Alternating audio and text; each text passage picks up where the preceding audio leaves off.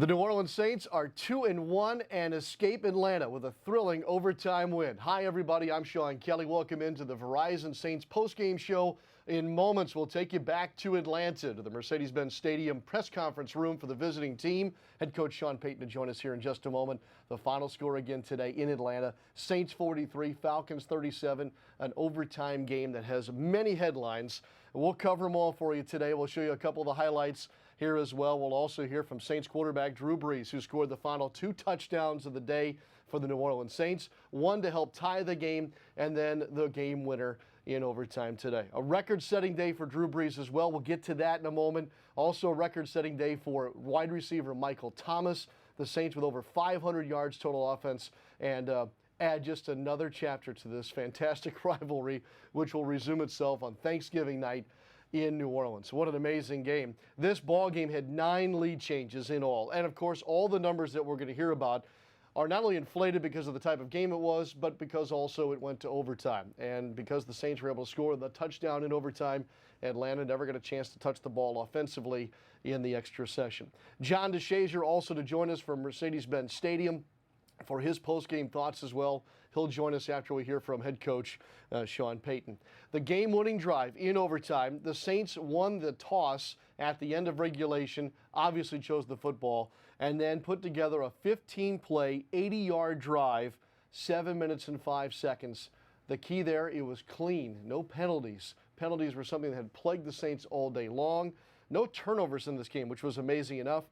And as a lot had talked about during the week leading up to the game, the team that would win the rushing game today would win the football game. I'm not saying that's the only factor, but it did play in. And when you look at how this all plays out, just the rushing numbers alone, the Saints outgained the Falcons on the ground today, 143 yards to 48. As I mentioned, more than 500 yards total offense, 534. Drew Brees today sets the new NFL all-time record for completions in a career. He did it back in the first half, fittingly on a pass to Michael Thomas. We'll show that to you. He breaks the record previously held by Brett Favre, so that's one record down. Another big one coming, perhaps on Monday Night Football in early October against the Washington Redskins. Speaking of Michael Thomas, what a game for him. 10 catches on 10 targets. He needed 7 to get to 35 and set a new record. He exceeded that today. His 35 receptions through 3 games to start the season is now the new record. Tack on 3 more, it's now 38. It's all his. 38 receptions through the first 3 games. He eclipses the previous record set by Julio Jones of the Atlanta Falcons, who had 34 catches to start the 2015 season. So Jones, who had a nice day today, a couple big catches for him, his record is eclipsed by Michael Thomas today. And again, 9 lead changes in all in today's ball game. They're getting set up right now in the press conference post-game visiting room. They're waiting for Saints head coach Sean Payton. It's kind of a scramble after overtime. They get all the mics set, the audio level set, and when all that's said and done, then they'll ask Coach Payton to come on in and offer his post-game thoughts. Well, the Saints now also 1-1 in the division as well with this win. They won't play in the division again until that next meeting with the Falcons on Thanksgiving night. And after an 0-1 start, they're now 2-1 and off to their best 3-game start in a long, long time, with a ball game coming up now against the New York Giants. And Giants today kind of bounced back. They got themselves a win as well. There was one shocker. Today. It involved one of the NFC favorites. Minnesota falls hard to Buffalo today. 27-6 was the final score. The Bills led that game at halftime by more than 20. Tack on a field goal in the second half. Led 27-0 going to the fourth. Minnesota only be able to cobble together a couple of field goals today, and they lose to Buffalo 27-6. Otherwise, in the division today, Carolina, a nice win over Cincinnati. Cam Newton had at least 2 rushing touchdowns today. We'll check the final stats on that here in just a moment. But the Panthers beat the Bengals by the count of 31-21. Meanwhile, back in Atlanta, it'd be hard to not pick Drew Brees for player of the game, especially with his 2 touchdowns. But you'd also have to throw in Alvin Kamara into the conversation as well. Again, without Mark Ingram today because of the suspension, Alvin Kamara asked to do a ton, not only rushing the football, but also receiving the football. Kamara was your leading receiver today with 15 receptions, 124 yards, He also rushed for 66 yards on 16 attempts. All the stats coming your way in just a moment. Let's take you to Atlanta. Here's Saints head coach Sean Payton. I'll be brief. Obviously, it was a hard-fought game by both teams. Momentum went back and forth quite a bit. And I'll credit our players, their players as well. Guys were tired by the end of the game fighting, and fortunately, we were able to get the coin toss and put together a good drive. Who's a better runner, Taysom Hill or Drew? Look, each week there's a few things we can do with Taysom, and he's been a valuable addition in the kicking game, but just as much he has that chance to be offensively, and Drew's play was a big play, no doubt. It was one of those games where, if you had your 2-point chart, you were looking at it like 8 times, and we just kind of stuck to our rule of thumb, waiting with a higher scoring game, waiting till the fourth quarter. So what is that coin toss? Pretty confident you can score in overtime. Well, no, you want to, but listen. You ask my staff, and I'm yelling at every one of them during the drive. You're trying to put together the momentum you've had because the last couple series you've been able to move the ball. Obviously, they had a safety get hurt. But listen, those guys, the offensive line, really played well. I thought we won the rushing battle, time of possession. We won a lot of the things that generally go to the winning team. Guys all made big plays when we needed them. Mike Thomas, Kamara, Cam Meredith had his first touchdown today. So it's not just one thing, but obviously there's a goal in mind because that's the only way it's sudden death. Sean, what's kind of your reaction when you saw Drew on that 7-yard scramble? It's kind of really good. Well, I've been battling this plantar fascia for the last 2 months, and I told him it felt like it hurt me more watching him. Honestly, it started aching. My plantar fascia started hurting watching him. But anyway, it was a good play. It was a good run. You mentioned that guys were sort of exhausted by the end. Does that become a battle, just sort of a mental exhaustion? No, listen, I think there's momentum right there, and you're holding on to it. You're holding on to it. Alvin got tired. We need to keep finding touches for those other players, and we made, even when we had to come up with a short yardage play, at one point in the game we went for it on 4th down. We just, we came into the game with the mentality we were going to win. And sometimes that's against conventional wisdom, and sometimes it goes against what the numbers suggest you should do. You mean that with Aggressively. No, I mean, we had a series of big plays in that game that were important. Do you guys feel like you were on the wrong side of some of the big plays? Hey, listen, you got to start by crediting them with a number of. Obviously, we've got to work on eliminating some of the. We can't have guys running through the defense like Julio Jones with no one around him. That'll have to get corrected. But we got some of the key stops when we needed. Thought we played their run outstanding, and that allowed us to win the time of possession, and that allowed us to win the game. It was a big play, obviously a huge play. We almost got another one, right at the end. But those are all parts to a win like this. Not any one specific, but parts. Look, he's a talented player. He got behind PJ on a double move with the first touchdown and then got on top of him the next time with a heavy play action. So, What went into starting PJ and then making the switch? same thing. We're trying to find, look, I feel like we got some experience there. And we keep playing both of them. How much confidence do you have in that punt block unit? Mike Westhoff has talked a lot about how he feels like you guys can get after it. Well, look, there's times when we're rushing the punter, and there's times where all of a sudden we block a punt, and it wasn't necessarily. But I think that there's a lot of confidence in our teams, and I think Mike and the rest of the guys, Brad and Kevin, those guys. I mean, the players feed off of it, and you can, make a play like that to help you win a game, and I think they did. It's part of our win today. A lot of Thomas and Kamara again, but how big were the complementary pieces like Watson? Oh, a lot. Yeah, it's a lot. I think they were all necessary. Like I said, a number of guys stepped up, and thought we blocked them well. It was a good team win.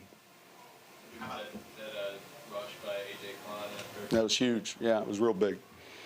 It was big. Got the sack, or got the hurry. Look, that's a real good offense, obviously.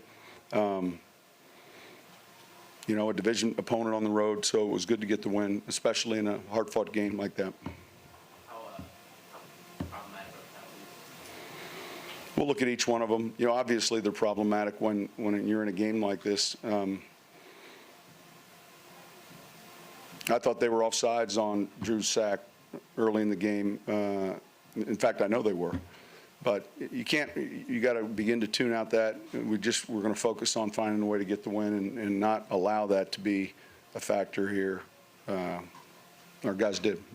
Sean, I know we talked before about how you get in the game and you have to start calling the game differently sometimes by the way the circumstances. Were you finding yourself in that today?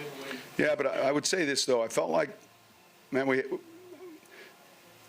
were rushing the ball well enough, you know, and the key was Alvin. You know, we had some outside plays. We got off tackle. I didn't like our goal line sequence. We ended up going for it and scoring, but that bothered me. I thought we had some yards left out there on a toss play. Those guys up front blocked it really well, and I don't know how we managed to get just 2 yards. So I didn't feel handcuffed one-dimensionally. I felt like, man, we had just a pretty good balance, and there were certain things Drew was seeing and certain things coverage-wise that we felt confident about, and we went after it. Sean, when did that Taysom Hill offensive package start to develop, and has it been growing even since the preseason? Yeah, I would say in camp, you know, not as much last year, but we've got a number of things that we do with him on the field, and when you take 46 to the game, it's a smaller number. I've said that before. When you start looking around the sidelines, it's kind of, there aren't a lot of bodies. And he is someone that's smart. He loves playing football. I mean, it's amazing the energy you feel on our bench when he made the long run. And he brings that same juice to special teams, and everyone gets better. Those are unique players. You know, those are guys that love playing football, and so I think our job as coaches is constantly looking at how do we give them chances to do things they love well. The option stuff, is that stuff that you as an offensive game planner have thought about doing before you just never had the personnel, or you had Taysom and you're like, what can I do with him? Yeah, it's more about what we have here. You know, the scheme has got to be able to fit the talents of your players and not the other way around. And so I hadn't given it much thought with Drew, be honest with you, in 12 years. All right. But with Taysom, you know, there's a package there, and he's not just a running back or receiver. He can throw, and you know, we'll build on things we can do with it, and you know, but it gives you a half man leverage back when it comes to. I'm trying to explain it. The minute that guy can actually be part of keeping the football. I mean, we've seen it from Cam, you know, week in and week out. When you get their rushing numbers that come in, it just becomes challenging. That was a big play. That was a big part of today's game, you know, that play. On those plays where you got them out blocking, is that because you like him as a blocker, or is it just you need to show him in different spots? Well, I like him as a blocker, and I like showing him in the game where he's not necessarily under center. But I also like him as a blocker. A lot. Sean, the defensive series right before the regulation, did you give any message to that? It seemed like your defensive line really. Look, it was huge because there's a lot of things going through your mind there. You're thinking are they going to call a timeout here? They are, because they're surely wanting to get in field goal range. And yet, if they get sacked here, do I want to call a timeout maybe and get a chance at this thing? You know, this thing goes back and forth as to, but I think 3 timeouts where the ball was at is a long time in our league. So really, it's a matter of the downs. It's not a matter of the time if you're looking at a 40-yard landmark for Matt Bryant. You follow me? In other words, I don't know what time was left with three timeouts, but plenty. And I thought it was a big stand for us. To force a punt, and I just felt with 16 seconds, where we were on the field, wasn't worth risking. So I would say that was a huge part of the win. Thank you.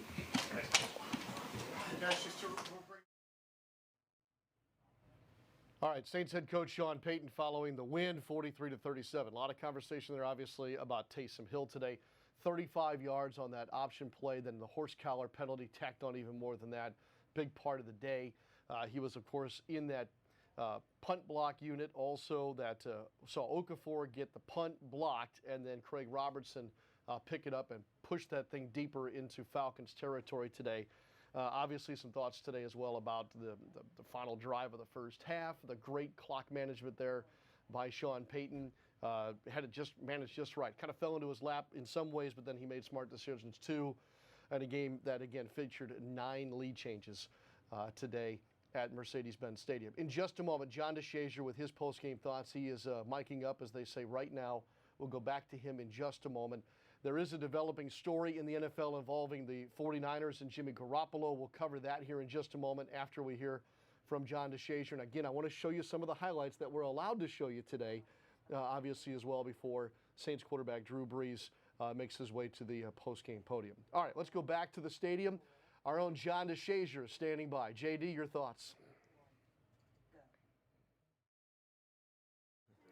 Well, Cole, you heard it.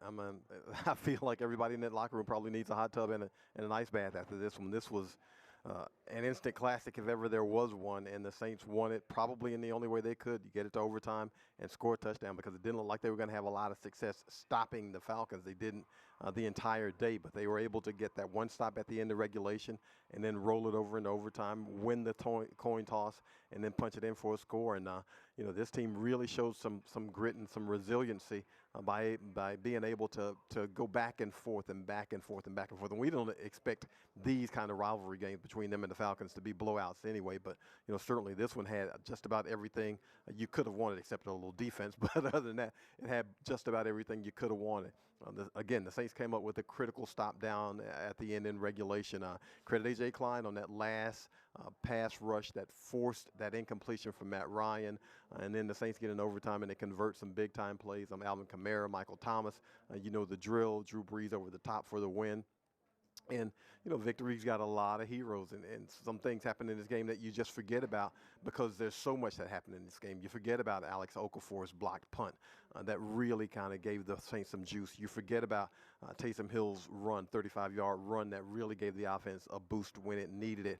You forget about some of the things that were big early in the game because, so much significant things happened down the stretch. But this has to be a big win for the Saints. I mean, they've got to feel pretty good about this one. You don't want this win to roll over and leave you with less energy for a road game against the Giants next week, because they had to expend a ton of energy to win this game on the road. But certainly this is one worthy of having, at least a few hours to celebrate when they get back to New Orleans and really feel good about it.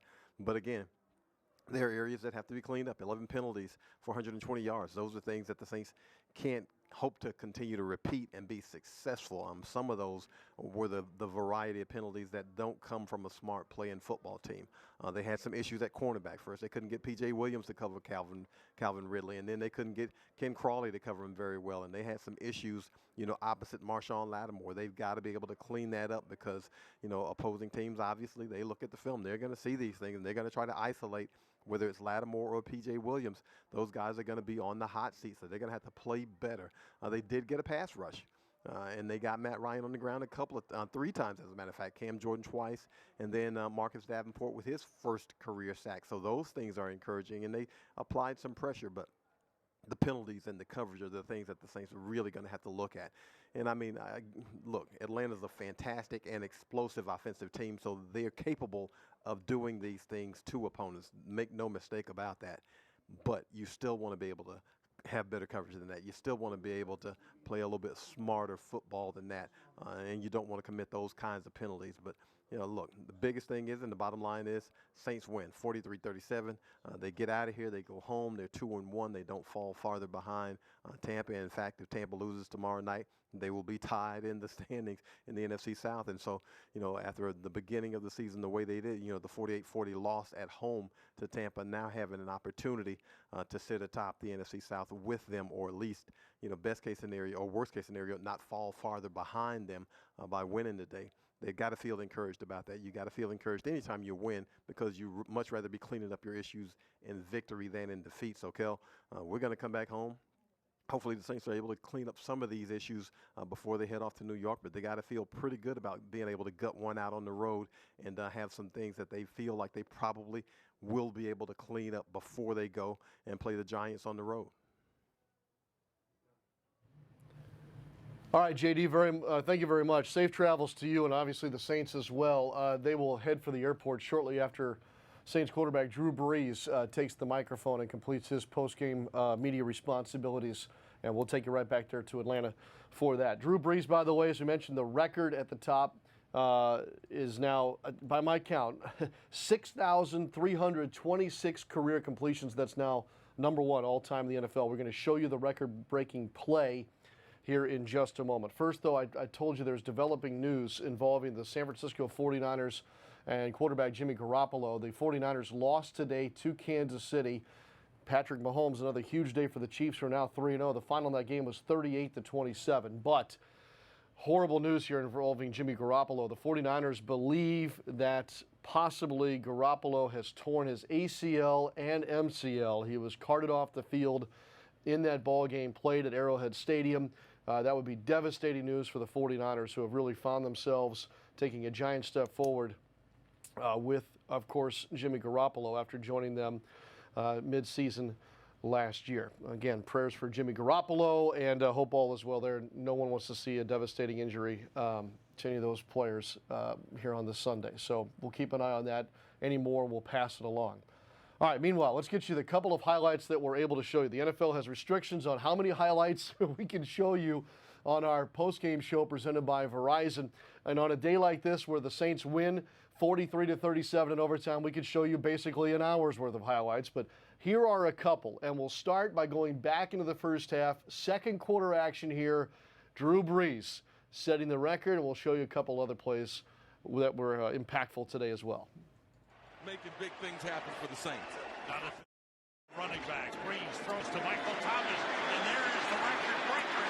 Thomas continues to go up to the 45-yard line. Drew Brees, now the all-time NFL leader in completions. Wow. And you see the body weight fall on him. Punt was blocked. Great blocked, and it's picked up by the Saints and brought down by Craig Robertson. You're going to start talking about the best wide receivers in the league. You got to put Michael Thomas in that conversation. Brees dances out of trouble, gets rid of it, and it's Cameron Meredith for a touchdown. Kamara's out to the right. Brees looking left. He's got room. Across the line of scrimmage. He goes into the end zone. Touchdown. How about that? Drew Brees today, one of his 3 touchdowns. Rushing-wise, if I'd have told you earlier today in a visit that Drew Brees would have the only 2 rushing touchdowns today for the New Orleans Saints, would you have believed me? Probably not, but he did. He had the last 2 touchdowns of the game for the New Orleans Saints, both rushing. The one you just saw there is a part of our package of highlights. Thanks again to Ashley Amos and Beth Blackburn for getting that together for us here today. And then the leap over the top in overtime to seal it, and the Saints win 43-37. I'll go through a couple more numbers here for you in just a moment. I do want to go through a couple of notebook items regarding today's game. Today was, by the way, the 98th meeting all time in the regular season between the Saints and the Falcons. I mean, it's one of the most longest. It's the longest running rivalry, obviously, in the South in professional football. This all dates back to, of course, when they were in the NFC West together. Now, as a part of the NFC South, we already know the mark as well as far as Matt Ryan and Drew Brees. How many times they've gone head-to-head? It's quite remarkable. The Saints now 2-1 on the regular season. This also is their first NFC South road win since a win over Carolina on September 24th a year ago. Almost a year to the date, and it's the first road win over Atlanta since January the 3rd, 2016. If you remember, both teams won their home game in last year's season series. So the all-time record in the series for the Falcons, 51 wins. Now for the Saints, 48. Meeting number 99 in the regular season comes up on Thanksgiving night. This is also the first win for the Saints at Mercedes-Benz Stadium, which is now the home of the Atlanta Falcons in its second full season. That gives the Saints now a regular season win in, I think, 53 different NFL facilities. Boy, you got to go deep into the record book and media guide for that one. Today, quarterback Drew Brees played his 253rd career game.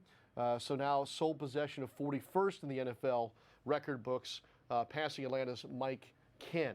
Speaking of Drew Brees.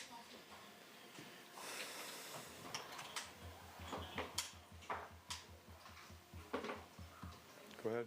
Drew, there've been some wildness in this rivalry, and I don't Yeah. know, this was great. How satisfying is this one to be able to finish it out the way you did? Yeah, it was. This was a wild one. Listen, each one kind of stands alone. This is a new team. It's a new season. It's a new opportunity. Coming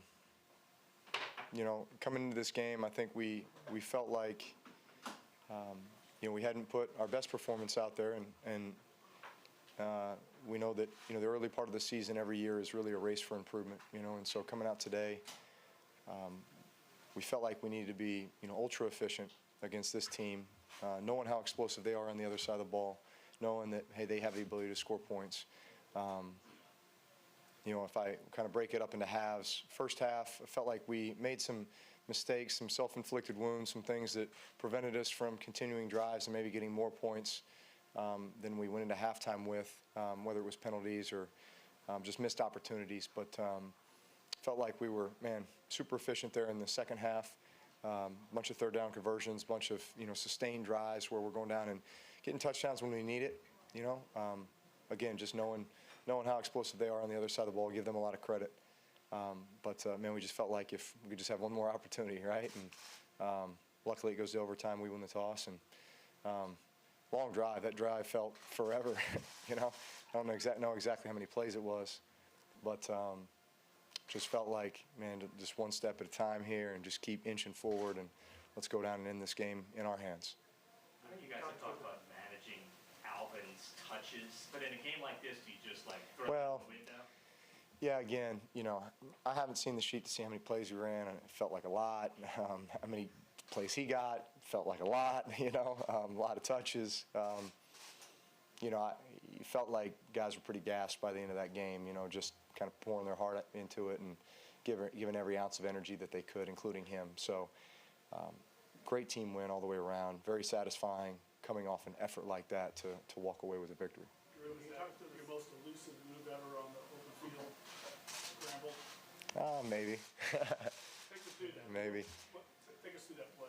Yeah, well, we didn't really get the coverage we wanted, and so right off the bat, looking for open guys, but knowing, hey, this is probably a scramble play. So get out and scramble. Unfortunately, the side that vacated is the side that really I have no receivers, right? They've all run to the other side of the field. So trying to get guys rallying back and realize, hey, I'm take off and get what I can. And at some point, I felt like they were coming to try to take my head off, and I could probably spin out of this, and it was just a reaction.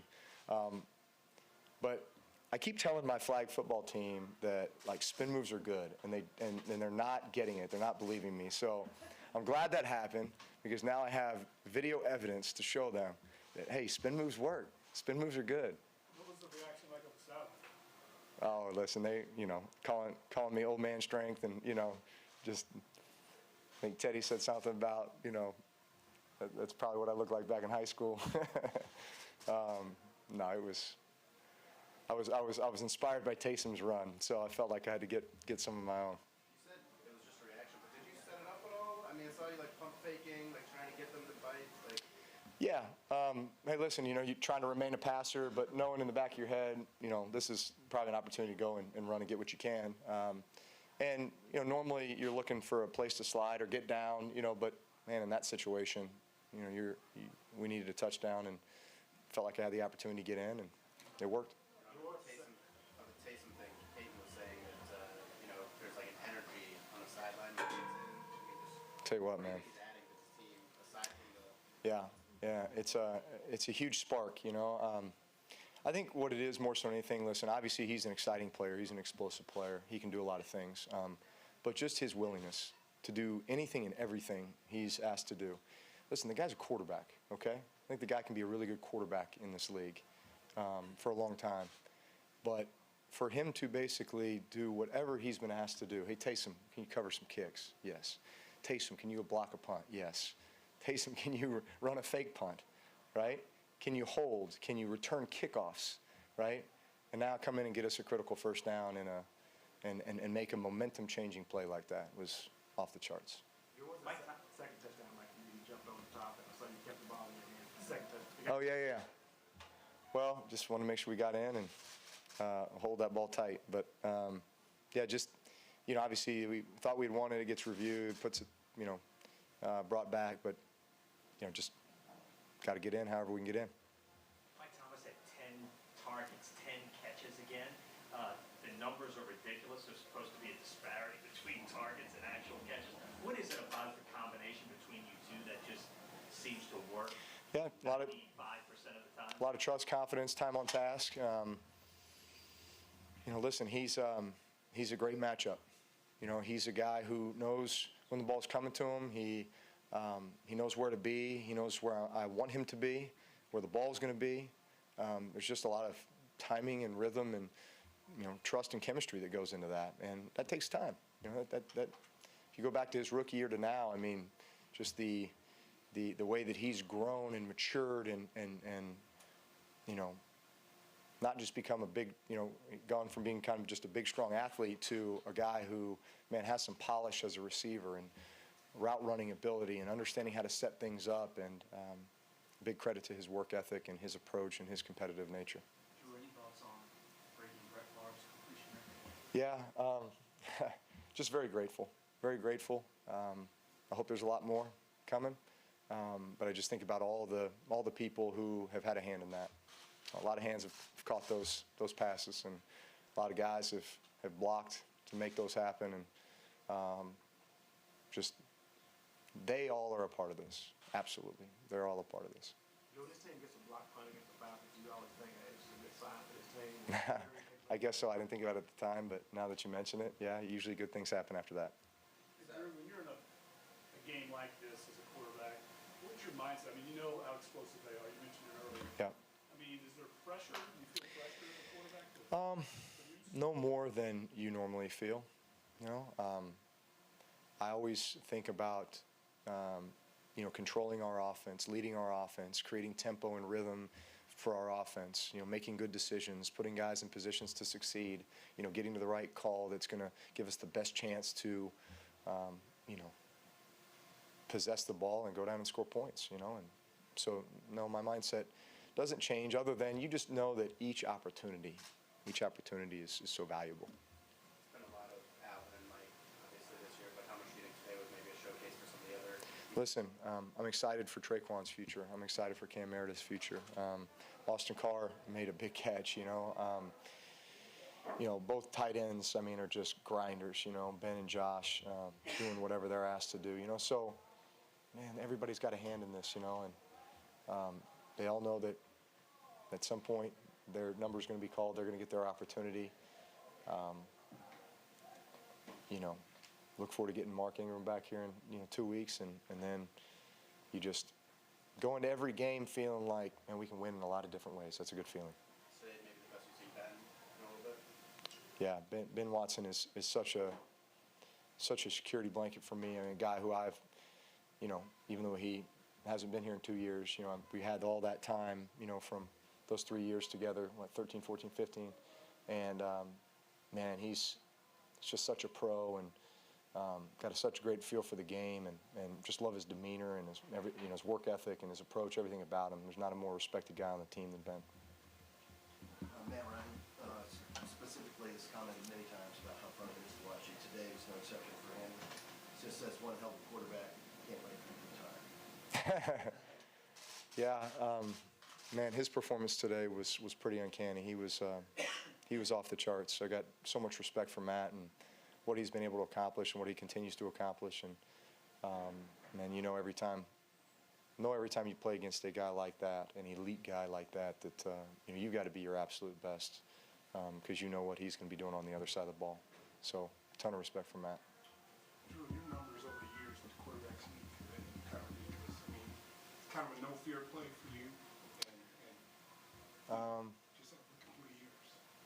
Yeah, I mean, I think you kind of pick and choose your moments. I mean, we got a lot of good plays, got a lot of good short yardage plays, got a lot of good goal line plays. And so you try to mix and match what you're doing, and then, when you feel like there's an opportunity, you jump on it. Is that the best rushing touchdowns you ever had, though? Where'd you rank that? That's pretty high. I don't know if I've ever had a game winner. So. I mean, when you scramble. Oh, okay. I like that I'm getting touchdown runs confused. Means this rarely does this confusion happen.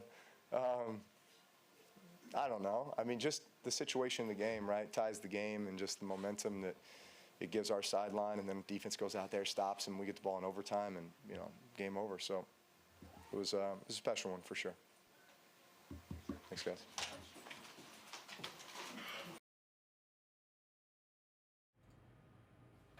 Sure was, Drew. Special indeed. What do you hear this number here? Drew Brees today, 39 of 49. That's 79.5% completion percentage today. Let's just round it up to 80. 3 touchdown passes, 396 yards, a quarterback rating of 120.7 today. As he mentioned, the 2 rushing touchdowns, as we had talked about earlier, somewhat unexpected. It was huge today. 9 different Saints caught a football today from Drew Brees. Drew is now, as a starting quarterback for the New Orleans Saints, 18-8 all time against Matt Ryan. You heard me right. 18-8 with the overtime win today. 43-37 was the final. Let's note Matt Ryan real quick before I go across kind of the rest of the final team numbers for the Saints. Matt Ryan today, for the first time in his career, 5 touchdown passes. He was 26 of 35. Did not throw an interception. His quarterback rating was even better, 148.1, and having a big day, obviously, was Calvin Ridley, who had a career high, 7 receptions on a career high, 8 targets. These are rookie numbers, but his career highs here, 146 yards, 3 touchdowns, including a 75-yarder. Julio Jones did his usual thing, 5 catches, 96 yards. Those were the 2 top receivers for the Falcons. They couldn't get the ground game going. The Saints won the ground game. If you missed us earlier in the show, I mentioned to you that the Saints outrushed the Falcons today, 143-48, with the extra possession in overtime as well. The Saints clear 534 yards total offense to Atlanta's 407. They win time of possession as well as a result, 37 minutes and 45 seconds to Atlanta's 29 minutes and 20 seconds. Penalties, this will be an issue that I'm sure will be talked about tomorrow from head coach Sean Payton. The Saints, if they would have lost today, would have looked at this big number. 11 penalties, 120 yards, maybe none bigger than the David Onyemata personal foul when he made contact with the the long snapper for the Falcons on a field goal that was then that didn't turn into a touchdown and really kind of put the game in jeopardy for the Saints. Thankfully, they were able to come back, tie the game, go to overtime, and win today. Passing yards today, these are net numbers, 391 yards passing for the Saints, 359 for the Atlanta Falcons, each team with the 5 touchdowns. Field goals, 3 of them for the Saints. They proved big. Will Lutz had a big day today. His first attempt doinked itself off the left upright and ended up bouncing in. Maybe that was the sign that we needed in a road game to know that everything would be all right in such a wild game. A game which saw Drew Brees engineer a game-winning drive in the 4th quarter or overtime for now 43 times in his NFL career, and the first one since the win over Green Bay last season. So a big win for the Saints today. They'll come home and hopefully be home shortly after dark today. That would be fantastic. And then get a little bit of rest, film and treatment tomorrow, and then in earnest on Wednesday, the install begins for a big game against the New York Giants at MetLife next Sunday. The Giants, after looking horrible in week 2, bounce back here in week 3 with a win at Houston 27-22. So both teams on the road here this weekend, and then they'll meet up at New York and New Jersey there next Sunday. And of course, next Sunday we'll also have another Saints postgame show presented by Verizon. A lot of hands in on this one. As Drew Brees said, a lot of hands in on his big record today. A lot of hands on this show as well. We want to thank all of them, especially Ashley Amos and John DeShazier, and certainly Alejandro on the camera back in what city are we in? Atlanta? Yes. And others. But had it all ready for you today. And thanks again to head coach Sean Payton and Saints quarterback Drew Brees. Wow, what a roller coaster ride. This will make for a good Monday around New Orleans, that's for sure.